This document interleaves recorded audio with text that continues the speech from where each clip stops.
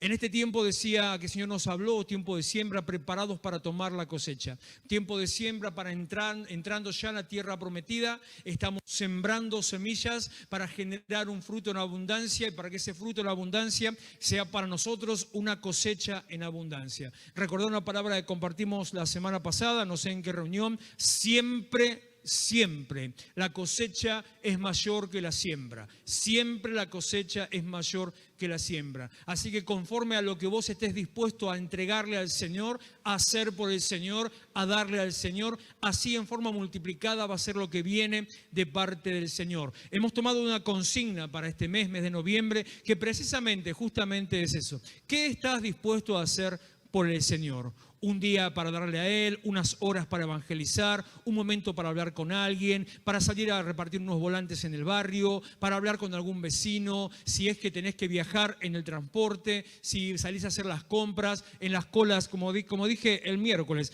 Se hace colas para todo el tiempo. Bueno, aproveche las colas, converse, deje que la gente se descargue, que la gente haga catarsis, mójele la oreja, pínchele un poquito ahí, dígale a alguno, vio cómo está todo, y ahí empieza. Y cuando empieza con todo, usted le dice, pero se puede vivir de otra manera. Tírele a una, no sé, vio lo que hizo ahora, ¿a usted le parece el dólar cómo está? ¿Vio esto que el impuesto allá? ¿Vio lo que pasó en Santiago? Lo que sea, no importa, cualquier cosa le viene bien. Entonces cuando, sí, porque se puede vivir de otra manera. Y ahí estamos sembrando vida. Recordad que el Señor nos habló hace 2 semanas o 3 semanas atrás, en un día de oración, que nuestra lengua son lenguas que dan vida. Nuestra lengua como hojas del árbol de vida. Nuestra lengua está sembrando, poniendo vida en aquellos que reciben la palabra. Así que no evalúes tu discurso, no midas tu discurso por el fruto, por lo que sepas, por el conocimiento. No te califiques según si tenés muchas palabras o pocas palabras. Si sos bueno para hablar o no, no interesa, no importa. Dios no está buscando gente perfecta, Dios busca gente dispuesta. Dios no está buscando eruditos y los acepta. Dios busca gente de corazón abierto y dispuesto. Y en la simpleza de tus palabras o en tus pocas palabras, Dios va a hacer mucho. Justamente ese es el punto al cual quiero llevarte en esta noche. Juan capítulo 12, versículo 20 en adelante. Hablamos días atrás, extrañaba cómo se caía la Biblia, mira. Ya me había olvidado. Días atrás hablamos de Abraham, de la siembra que hizo en Sara, hablamos de Abraham, de la siembra en Isaac. La última reunión estuvimos hablando sobre Esther y Mardoqueo, digamos una siembra doble en cierto sentido, porque Esther puso su vida y Mardoqueo puso a su prima y andaba tan preocupado por ella. Hablamos ese día sobre eso, voy a hacer una mención en un rato también, sobre reconocer los tiempos, saber entender y reconocer los tiempos del Señor, saber darnos cuenta cuando el Señor está obrando y no juzgar con apresuramiento. No adelantarnos a los hechos ni a los acontecimientos, no guiarnos por nuestros sentimientos ni emociones, ni siquiera y por supuesto por la vista de nuestros ojos, sino guiarnos por lo que Dios diga, por lo que Dios pone en el corazón y estando en conexión con Él, entendiendo lo que Dios va a hacer. Cualquiera hubiera dicho sobre la vida de Esther que la estaban entregando a ser abusada, que estaban entregando a ser maltratada, a hacer cualquier cosa. Cualquiera hubiera pensado que el primo Mardoqueo estaba abusando de ella por entregarla para ser una más del harem del rey. Y sin embargo, en todo, Dios estaba en medio, Dios estaba obrando y Dios tenía un propósito que hasta el día de hoy trasciende, porque aún se celebra en el pueblo judío la fiesta de Purim, recordando ese acontecimiento. Juan 12:20 dice así: había ciertos griegos entre los que habían subido a adorar a la fiesta. Quiero explicarle un instante de qué significa esto, a qué se refiere. La La región de Israel era vecina a regiones gentiles. Toda la zona estaba dominada por el Imperio Romano y el imperio vecino era el Imperio griego. La zona vecina al territorio de Israel le voy a ubicar bíblicamente en ese pasaje del Gadareno. Si usted escuchó, si leyó alguna vez o escuchó alguna reflexión sobre el Gadareno, dice precisamente que habían cruzado al otro lado, que habían atravesado el mar de Tiberíades, que es el mar de Galilea, es un lago muy grande, y habían llegado y luego hacia allá enviaron a los cerdos. En la vereda de enfrente estaba la gente que criaba cerdos. La vereda de enfrente, que era de Capo, era parte del imperio griego. Estaban bajo el dominio griego y habitaban griegos en ese lugar. Era el otro imperio paralelo al imperio romano. Entre los griegos y los judíos no había relación más que geográfica. No compartían cultura, no compartían fe,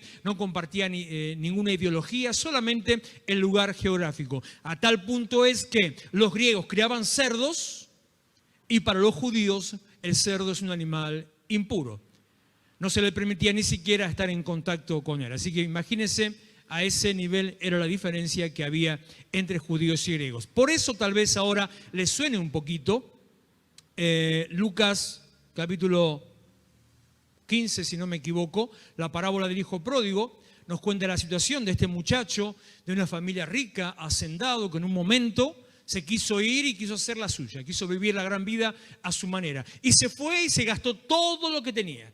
Gastó todo su dinero en amigos, en juerga, en bebida, en mujeres, en farra, en lujo. Gastó todo lo que tenía. Y habiendo gastado todo lo que tenía, la Biblia nos dice, y ahora espero que esto les sea un poquito de más entendimiento, que consiguió trabajo solamente criando cerdos. Y que en un momento determinado de su vida, que tenía tanta hambre que peleaba con los cerdos para quitarle algunas semillas de algarroba. Para un judío, estar criando cerdos era lo más bajo que podía caer. Tal vez usted piense, no, más bajo la prostitución. No, para la cultura, la mentalidad judía, la prostitución era un oficio indeseable y necesario, pero estar en relación con un cerdo, comer cerdo, criar cerdos, era más bajo todavía. A ese punto había llegado este muchacho, a lo más bajo de su vida. Tal es así que en un momento él dice, estando peleándose con los chanchos, dice, ¿qué estoy haciendo acá? ¿Qué hago yo con esto? ¿Qué hago en medio del barro? ¿Por qué estoy en este lugar? Y dice Lucas 15, 17, dice estas palabras, me levantaré, iré a mi padre y le diré, viejo, padre, he pecado contra el cielo y contra ti, ya no merezco ser llamado tu hijo, hazme como uno de tus jornaleros. La relación con los cerdos, en este caso eran los griegos, los que sí lo criaban porque para ellos eran de comercio. Todo esto lo vuelvo para atrás y te diría, pastor, ¿para qué me está hablando de los griegos y de los cerdos? Porque Juan 12:20 dice que había unos griegos que habían subido a adorar a la fiesta. Había llegado la fiesta anual, todos se juntaban en Jerusalén, de todas las regiones venían para presentar su sacrificio, iban a adorar al Señor, algunos entraban al templo, otros se quedaban en las inmediaciones del templo, pero todos iban a presentar un sacrificio. Y en medio de esta presentación de sacrificio nos encontramos con un grupo de personas que no comulgaban con Dios, que no tenían la fe judía, que supuestamente no creían en Dios, que supuestamente tenían un pensamiento distinto, que supuestamente a vista de los judíos eran gentiles, eran paganos, eran inmundos. Y sin embargo, estos griegos los vemos que están viniendo, suben a Jerusalén a adorar al Señor. Viene un tiempo y este es el tiempo en el cual entramos. Este tiempo de cosecha se empiezan a abrir las puertas de lo que hace 4 meses el Señor nos mencionó. Este tiempo de... Esta palabra se va a entender mal. Usted entiéndame bien porque ya lo hemos hablado, pero se va a entender recontra mal. Este tiempo de diversidad. Da para cualquiera diversidad. Pero no es así, no. Diversidad significa un tiempo de preparación donde de distintos lugares, de distintos pensamientos, de distintas formas, de distinta cultura, de distinta condición física, económica, social, cultural, se empiezan a acercar para adorar al Señor. La pastora hablaba respecto de la paz, de lo importante y lo valioso que es la paz, de cómo la gente necesita paz. Siempre lo he dicho en forma graciosa como chiste, cada vez lo creo más. En esta época la paz está más cara que el dólar, se cotiza más que el dólar todavía. La gente necesita paz. Es el momento indicado donde es tanta la situación de angustia, la sensación de vacío, frustración, fracaso, la crisis económica, social y moral, que te vas a encontrar con alguien y ahí yo necesito, como tu pastor, yo necesito que tengas una mente abierta, como Pedro arriba de la azotea, cuando Dios le dijo, come el animal inmundo, pero dijo, no Señor, nunca comí cosa inmunda. Y Dios le dijo a Pedro, Pedro, no seas nabo, si yo te digo come, cállate la boca y come, no llames inmundo a lo que yo santifiqué. Entonces usted, en la misma manera, prepárese para recibir a gente que tal vez diga que no cree en Dios, tal vez diga que sigue imagen, ídolo, lo que sea, y venga creyendo en otra cosa, y venga incluso diciendo que adora otra cosa. No se me asuste, prepárese. Entramos ese tiempo, un tiempo de diversidad en la cosecha, para una cosecha abundante. Algunos serán transformados, algunos recibirán a Cristo, serán transformados y permanecerán. Otros serán bendecidos tal vez, serán sanados tal vez, serán saciados tal vez y se volverán a sus lugares, seguirán su misma idea, su misma creencia. No nos toca a nosotros juzgar, sino es Dios quien envía y también es Dios quien determina. Dice la palabra del Señor que muchos son los llamados y los que responden son los pocos escogidos. Los griegos también subían a adorar en la fiesta. Estamos en el tiempo donde el mundo, el griego en la Biblia representa aparte el mundo occidental, el mundo no judío. El evangelio de Juan, este que estamos leyendo, es un evangelio que tuvo una visión universal. Cuando Juan escribe su evangelio, él sale de la cultura judía y empieza a escribirle pensando en los griegos. Tal es así de tal manera que con la inteligencia que Dios le dio, utiliza la estrategia, la misma que habla Pedro cuando dice que predica el Dios no conocido. La misma estrategia. Utiliza principios de la cultura griega, conceptos de la mitología griega, utiliza creencias griegas y desde ese lugar les habla de Jesucristo. En el principio era el verbo, dice Juan, y el verbo era Dios, y el verbo estaba con Dios. Este era en el principio con Dios. Y el verbo ya no me acuerdo cómo sigue. Y vimos su gloria, y no me acuerdo cómo sigue ahí, no importa.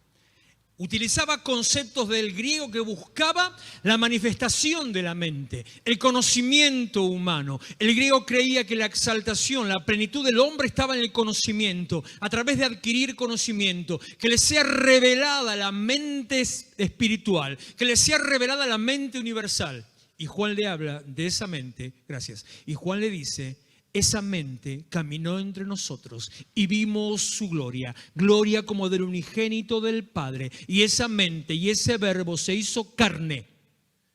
Y llega al punto que dice, y todos los que lo recibieron, los que creyeron en su nombre, les dio Dios el derecho de ser hechos hijos de Dios. Mire si es importante que los griegos empiecen a golpear la puerta. Mire si es importante que los griegos hayan subido a la fiesta. Mire si es importante que estemos abiertos para aquellos que empiecen a venir. Porque eso significa, es la puerta de un dique que se abre, un dique que se levanta, una cosecha de vidas transformadas, una cosecha de almas y de salvación, una cosecha de transformación, un tiempo nuevo que viene para la ciudad y por supuesto también para tu vida. Había ciertos griegos entre los que habían subido a adorar en la fiesta. Estos pues se acercaron a Felipe, que era de origen griego.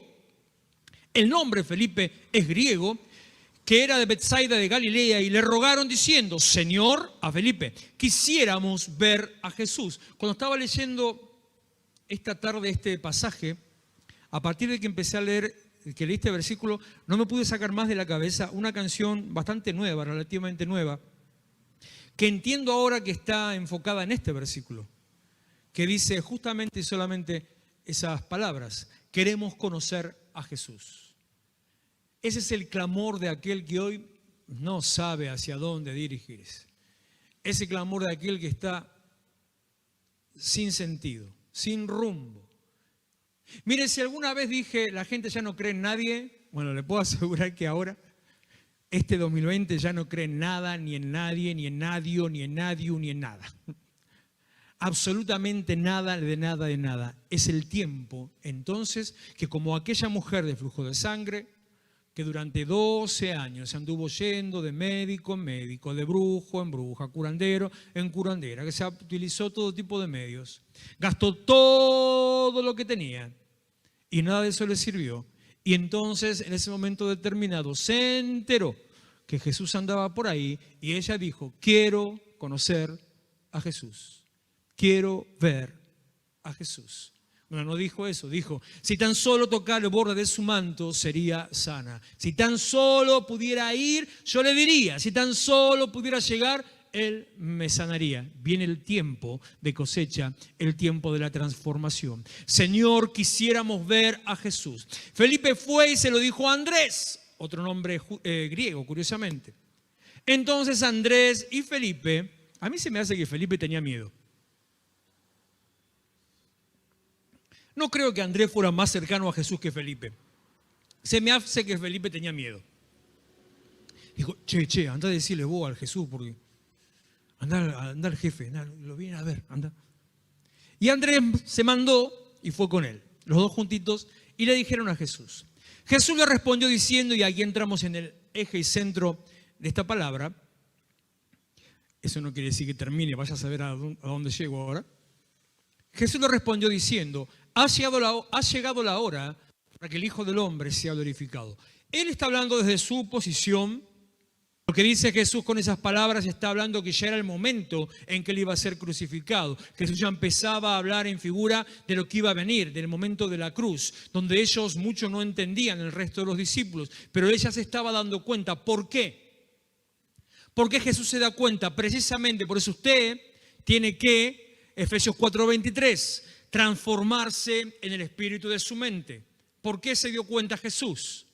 Lo de Jesús no era solamente profético. Jesús era un hombre que entendía los tiempos. Era un hombre que reconocía los movimientos espirituales y también humanos. Entonces él entendió que si los griegos se acercan, ya es el tiempo de que el evangelio sea expandido. Entonces para nosotros, cuando los griegos se acercan, cuando el inconverso se acerca, cuando el pagano se acerca, cuando el que no cree se acerca, es el tiempo que el evangelio sea expandido. Es el tiempo de más afiches, más volantes, más panfletos, ya no sé qué más vamos a inventar, para que todos sepan, se puede vivir de otra manera y que reconozcan esta ciudad, Florencio Varela, tierra de doble bendición, Florencio Varela, vergel de Dios, Florencio Varela, Efraín de Dios. Alguien me preguntó, un joven me preguntó hace unos días, ¿por qué Efraín? Si Efraín pasó tal y tal cosa, esto, lo otro, después se separó de la familia. ¿No está en cierta manera como dando una palabra condenando? No. Porque a mí no me importan las circunstancias de la persona. De la misma manera que Dios no se fija en las circunstancias. Dios se fija en lo que Él te puso. Dios se fija en lo que Él dijo. Y el nombre Efraín, puesto por Dios proféticamente, significa doble bendición. Significa literalmente tierra fructífera. Lo que después haya pasado es un tema que tiene que ver con el libre albedrío, con la voluntad de cada uno. Las circunstancias que te rodean, los conflictos a tu alrededor, los problemas, la situación económica o sanitaria, lo que sea que haya vivido. Si en este año tuviste problemas en tu casa, aún en tu matrimonio, en tu familia, nada de eso inhabilita el propósito de Dios. Esto creo que lo hablamos la semana pasada, me parece. Nada de eso anula el plan de Dios con tu vida. Al contrario, es el detonante, te afirma, te posiciona, te pone por delante, te pone en foco. Decía anoche en la reunión de hombres, nunca se te dio de mirar a través de un tubo de cartulina o un tubo de papel higiénico, qué sé yo. Mirar así o hacerlo con las manos, simplemente hacer así. Lo gracioso es que tengo el micrófono, entonces no veo nada, pero bueno. Y mirás a través del hueco que queda entre tus manos, lo que está alrededor queda nublado, no se ve bien. Y lo que está dentro del hueco está enfocado. Eso es lo que Dios está esperando de nosotros, que las circunstancias de alrededor no opaquen el centro, que es el foco. Poné tu foco, tu mirada, poné tu fe en el Señor, autor y consumador de la fe. Como diría, esto lo dije ayer, estoy muy repetitivo, lo dije anoche, una vieja canción de Alvarado que dice: las circunstancias no me mueven a mí, el victorioso vive en mí. Ah, son todos viejos acá. El victorioso vive en mí. Entonces, viene ya el tiempo, viene ya el momento de la gran cosecha. 24, 23, acá. Ha llegado la hora para que el Hijo del Hombre sea glorificado. Versículo 24. De cierto, les voy a contar una cosa. Acá empieza la prédica. Todo lo otro fue así, relleno pasatiempo nomás. De cierto te digo, que si el grano de trigo, ¿vio alguna vez un grano de trigo? Es una porquería. Yo recuerdo mis épocas de trabajar en cereales. Es una porquería, ¿sí? Que el otro día dije a qué se parecía y es medio desagradable, pero parece caca rata. Pero no es caca rata, es grano de trigo.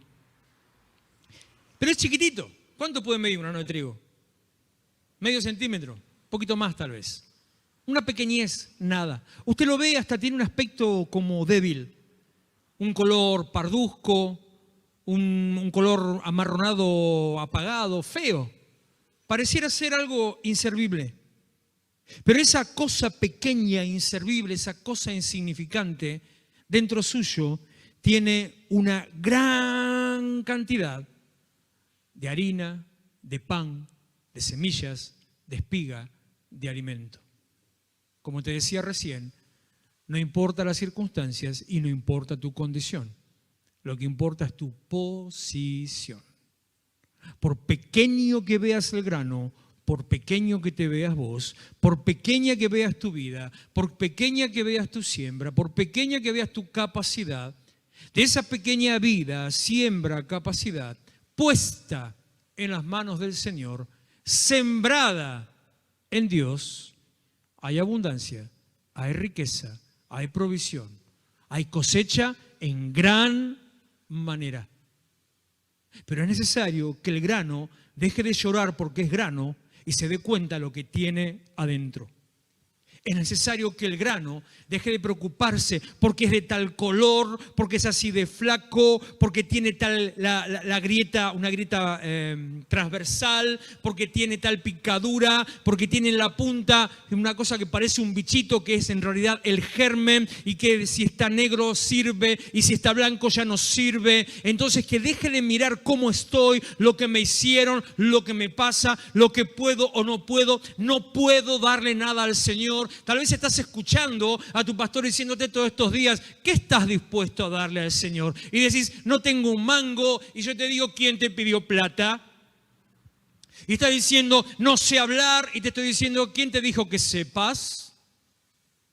Éxodo, capítulo vaya a saber cuánto, versículo no sé cuál. Dice Moisés, capítulo 3 creo que es, dice Moisés al Señor. Dice: Señor, ¿cómo me van a escuchar si yo no sé hablar? Dice: Señor, ¿cómo me van a recibir?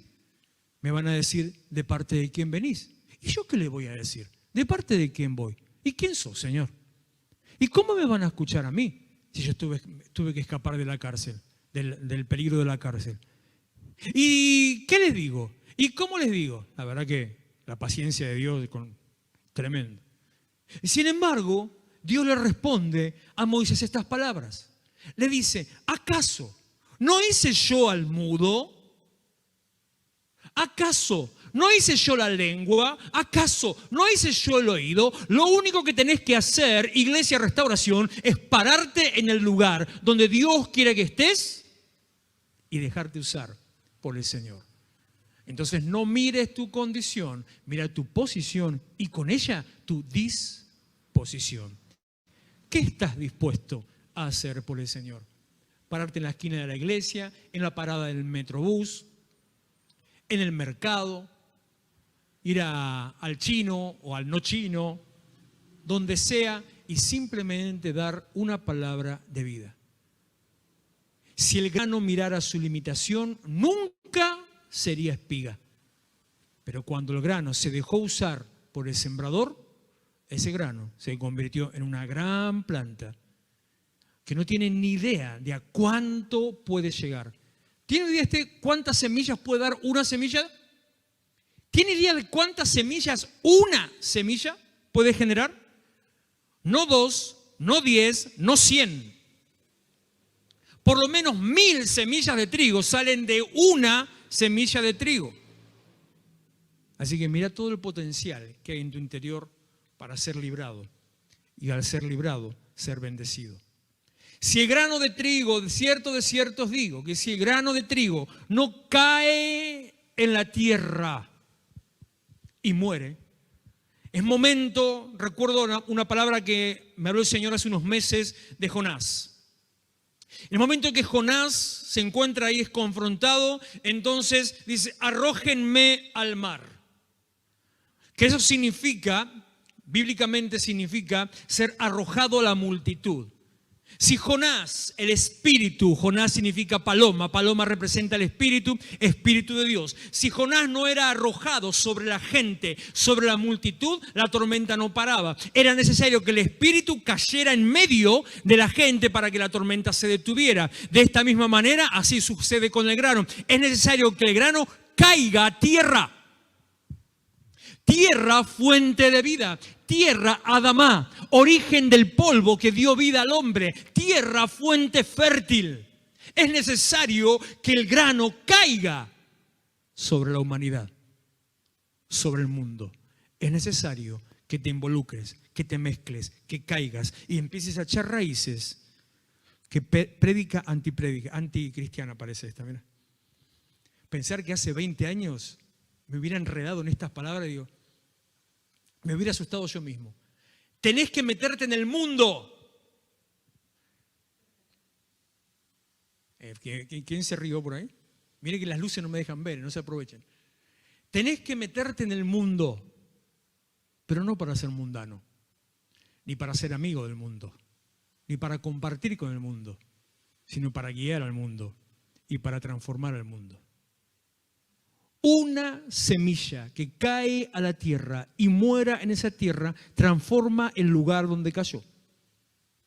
Transforma la biología, transforma la consistencia, transforma lo celular de la tierra en el lugar que cayó. Como alguna vez le comenté sobre qué ocurre con un espermatozoide cuando entra en el óvulo. Cambia la estructura molecular. Un grano de trigo que caiga y muera cambia la estructura del lugar donde está. Y al estar en contacto con la misma tierra, el grano que hasta ahora era grano, al entrar en contacto con la tierra, por esos milagros de Dios, o dirían de la madre naturaleza, o de la Pachamama, del milagro de Dios, que no sabemos cómo sucede, pero al entrar en contacto con la tierra, la humedad de la tierra, el grano hace ¡uy! Sí, plop. Y empieza a formarse la herida, de la cual sale la radícula, de la cual sale una raíz, de la cual se agarra la tierra, se mete, echa raíz y sale una planta. Si queda arriba de la mesa, si queda en un vaso, si queda en un plato, sigue inerte. Si tu vida no da fruto, si tu vida es sin sentido, si no encontrás dirección, es porque no estás puesto en el lugar que tenés que estar. Estás puesto en este tiempo para ser sembrado. Es necesario que en este mes de noviembre, o lo que resta de este mes de noviembre, me van a matar o va a venir la policía en el nombre de Jesús que venga. Es necesario que te mueras.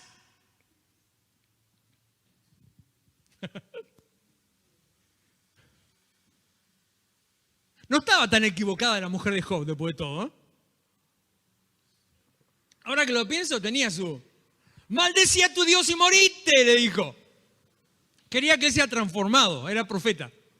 Es necesario que te mueras y empieces a generar un fruto de vida. Y es necesario que mueras a lo que te voy a decir ya enseguidita, a tus deseos, a tus vicios, a tus razonamientos, pensamientos. Es necesario que mueras a dirigir vos tu vida, es necesario que mueras a la vida en la carne, al pecado, a la dominación del mundo, a ser esclavo del infierno, esclavo del diablo. Es necesario que te mueras para que renazcas en Cristo a una nueva criatura, para que las cosas viejas queden atrás y hayan pasado y para que todas sean hechas nuevas. Es necesario que mueras como las aguas del bautismo, que al ser sumergido junto con Cristo, sos renacido a una nueva vida. Si el grano de trigo no cae a tierra y muere, poneme ahí que no sé cómo sigue, queda solo, gracias, pero si muere, lleva mucho fruto. Es necesario que mueras. Y mira lo que dice la NTV, mi versión favorita, año 2020, dice así: les digo la verdad, el grano de trigo, a menos que sea sembrado, ahí me entendió a dónde iba la cosa esta, a menos que sea sembrado en la tierra y muera, queda solo. Sin embargo, escuchá, iglesia, su muerte producirá muchos granos nuevos. Esta la tiene clara. Tu muerte producirá muchos granos nuevos. Y mira cómo aclara, mira lo que agrega. La NTV se predica sola. Vos la pones acá, sola ya te da el mensaje. Una abundante cosecha de nuevas vidas. Tiempo de cosecha. A partir del 1 de diciembre, cumpleaños de la pastora. Tiempo, si no le mandás un saludo a la pastora, no hay cosecha. Tiempo de cosecha. Cosecha de bendición. Cosecha de provisión. Cosecha de tu herencia. Cosecha de riqueza espiritual que trae riqueza material. Cosecha de almas, de vidas nuevas, de una diversidad de griegos que se acercan al Señor. Ya terminamos. El que ama su vida, la perderá. El que aborrece su vida en este mundo, para vida eterna la guardará. Pero dice otra vez, y mejor, esta versión, los que aman su vida en este mundo, la perderán. Los que no le dan importancia a su vida en este mundo, la conservarán por toda la eternidad. ¿Qué significa? ¿Quiere decir esto que te tires a chanta? ¿Quiere decir esto que no busques prosperar? ¿Quiere decir esto que, no sé, que te sacrifiques? No. Quiere decir que pongas en primer lugar a Dios y al propósito de Dios. Que busques primeramente, como dice Mateo 6:33, busques primeramente el reino de Dios y su justicia. Y todo lo demás, cosecha. Todo lo demás será añadido. Pero no hay cosecha si no hay siembra. No hay cosecha si no hay entrega. No hay siembra si no hay muerte. Es necesario que seas transformado. Con las cosas pequeñas, Dios puede hacer cosas grandes. Dios no necesita, no requiere de grandes nombres, grandes vidas, grandes trayectorias. Con lo pequeño, Dios puede hacer cosas grandes. La matemática de Dios no depende de números. La matemática de Dios depende de disposiciones. Traigan, pruébenme en esto. Y recibirán al 100 por uno. No nos asuste, estoy mezclando versículos. Y recibirán al 100 por uno. La matemática de Dios se basa en disposiciones, en lo que vos estás dispuesto a darle. Como dice Romanos 12:2 en la NTV también, dice, dejen que Dios los transforme. Como dice el versículo 1 también y el versículo 2, la primera parte, que entregues tu vida como un culto racional, como una adoración con entendimiento, que te presentes delante de Él, que mueras en el altar, que mueras en adoración. No importa tu pequeñez, con las cosas pequeñas Dios puede hacer cosas grandes. Recordaba como le dice en la parábola de los talentos: bien, buen siervo fiel, en lo poco fuiste fiel, por mucho te pondré. Viene un tiempo de una gran cosecha por tu pequeña pero fuerte disposición y entrega a los pies de Cristo. Termina el pasaje diciendo, si alguno me sirve, sígame. Y donde yo esté, ahí también estará mi servidor. Si alguno me sirviere, mi Padre le honrará. Tiempo de cosecha que trae junto con ella el reconocimiento del Señor. Fuiste vituperado, insultado, ninguneado, fuiste pisoteado, bastardeado. Viene el tiempo de reconocimiento. Y el reconocimiento no viene por un galardón, no viene por un premio, no viene por una corona en este tiempo. La corona dejala para tiempo futuro. El reconocimiento viene por una vida, como estaban ministrando los chicos hoy, una vida firme en Dios. Que a pesar de todas las tormentas y todo lo que este año trajo, vos estés ahí firme. Y al estar firme, entonces te miren. Y los que tal vez te decían, mirá, el aleluya, hoy digan, che, mirá, qué bien que está. Porque tanto tiempo orando y diciendo que sea visto lo que vos haces en nosotros, de tal manera que crean, en algún momento empieza a dar resultado. Una gran cosecha de vidas nuevas que se presentan delante del Señor.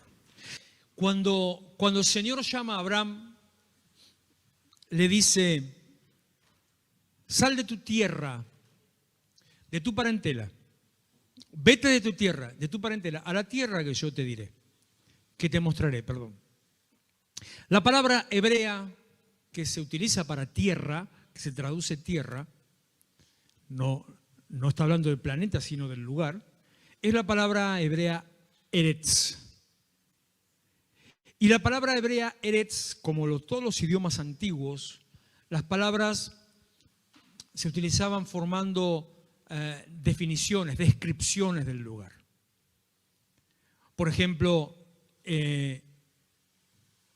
la palabra cielo en hebreo quiere decir aguas de arriba, porque dice que Dios dividió las aguas y aparecieron las aguas de abajo, el mar, y las aguas de arriba, los cielos. Bueno, así, descripciones en los idiomas rudimentarios. Y así sucede con Eretz. Eretz no quiere decir tierra. Literalmente, Eretz significa lugar firme, donde vos tenés un lugar seguro, donde estás parado en suelo firme. Eso significa Eretz. Entonces, lo que Dios le dijo a Abraham podemos decirlo de esta manera. Vete de tu comodidad, de tu seguridad, de tu lugar firme, y encaja más con el contexto del versículo. Al lugar que yo te voy a decir. Salí del lugar donde estás seguro al lugar que, si no es por la fe, no vas a llegar a ningún lado. Por eso se lo considera Abraham el padre de la fe. Entonces, empezá a guardar las chancletas, empezá a guardar las pantuflas, dejá los jogging y los pijamas, empezá a desempolvar los zapatos, ponete la peluca si es necesario, salí de tu lugar firme y de comodidad y prepárate. Venga para tener un tiempo de adoración. Oramos, Señor.